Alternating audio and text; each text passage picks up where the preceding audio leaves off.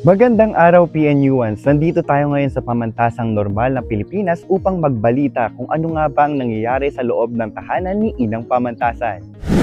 Ngayon ay nakikita nyo sa aking likuran ang kasalukuyang nagaganap na Pabotas 2025 ng PNU-NLSG Executive Body General Election ngayong araw na to.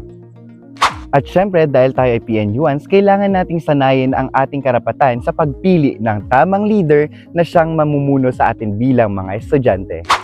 Pero bago tayo magpatuloy, ay kailangan muna natin tanungin kung ano nga ba ang importansya nito at bakit ito ginagawa taon-taon. Bini, ano ang iyong magiging opinyon patungkol sa eleksyon na to at ano ang importansya nito para sa'yo?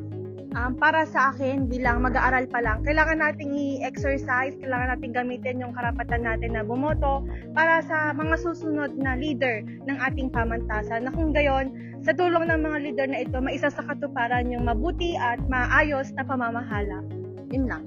Napakinggan nga natin ang opinyon ng isang binibini patungkol sa kahalagahan ng pagboto ngayong 2025 election ng PNU-NLSG Executive Body General Election. Ngayon, dito na nagaganap sa pamantasang normal ng Pilipinas, Hilagang Luzon.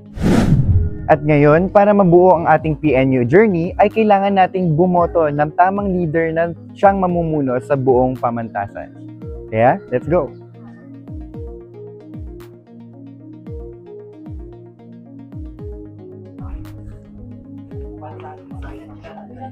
At tapos na nga tayong bumoto ng ating mga napupusukang lider na siya namang mamumuno sa pamantasang normal ng Pilipinas school year 2025-2026.